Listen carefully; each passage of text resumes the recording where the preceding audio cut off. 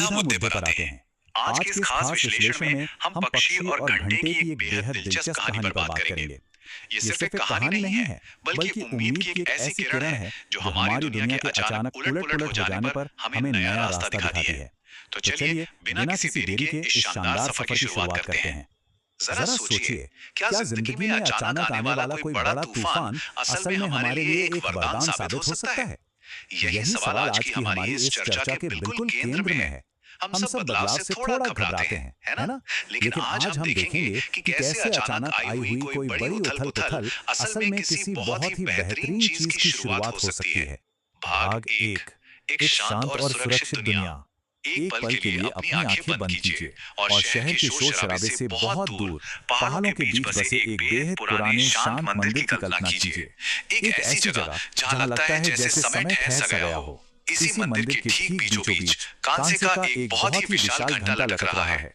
सालों से किसी ने उसे छुआ तक नहीं है। उस पर बस धूल और मकड़ियों के जाले जमे हैं, बिल्कुल सुनसान। अब दिलचस्प बात यह है कि एक छोटी सी कोयल ने इस पुराने खाली घंटे को अपना घर बना लिया। उसने बड़ी ही मेहनत से तिनके, घास और मुलायम पत्तियां इकट्ठी की और घंटे के उस अंधेरे खोखले हिस्से को एक बेहद आरामदायक घोंसले में बदल दिया। ये घोंसला उसे गर्मियों की चिलचिलाती धूप, कड़ाके की ठंड, बारिश और शिकारियों से बिल्कुल सुरक्षित रखता था।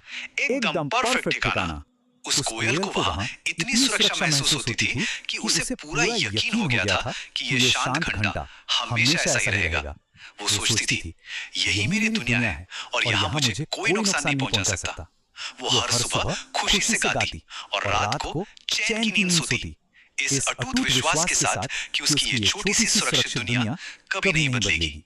भाग 2, जब अचानक घंटा बज उठा।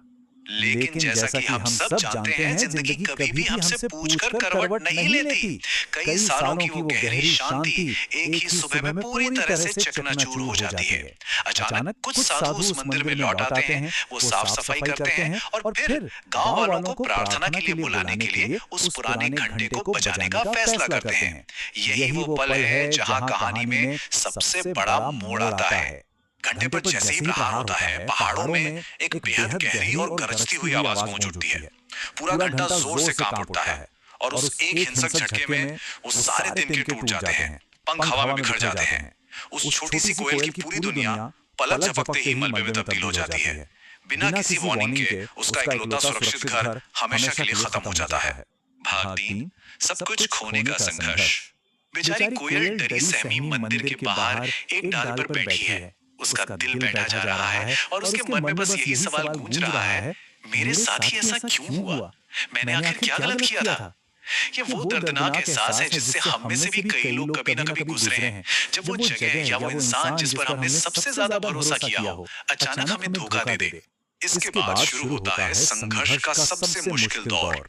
वो कोयल कई दिनों तक गहरी घाटियों और ऊंचे पेड़ों में भटकती रहती है, लेकिन उसे कहीं भी घर जैसा सुकून नहीं मिलता।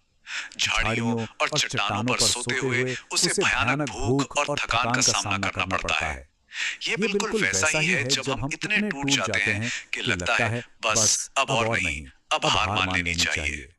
लेकिन ठीक उसी वक्त जब उम्मीद की आखिरी किरण भी बुझती हुई नजर आती है, कोयल के अंदर से एक बहुत ही धीमी सी आवाज आती है। एक ऐसी आवाज जो कहती है, चलते रहो, रुको मत, कुछ बहुत बेहतर तुम्हारा इंतजार कर रहा है।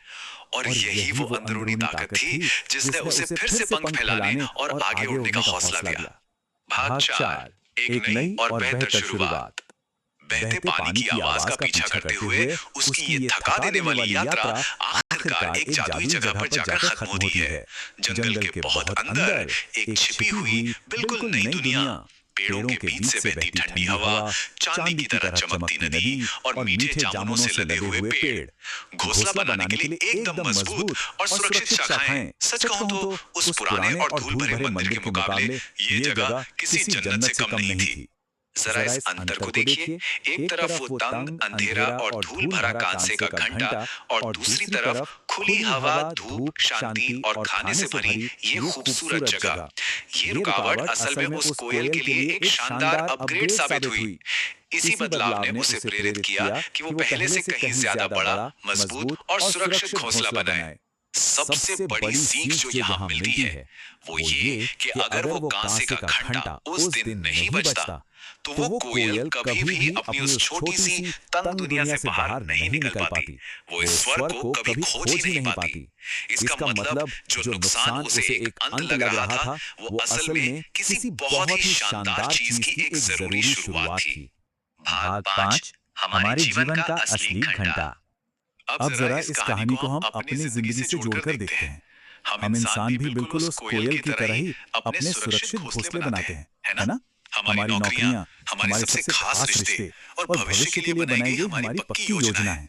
हम अपने कंफर्ट जोन में इतने आराम से बैठ जाते हैं कि हमें लगता है कि अब हमारी जिंदगी में कभी कोई बदलाव नहीं आएगा।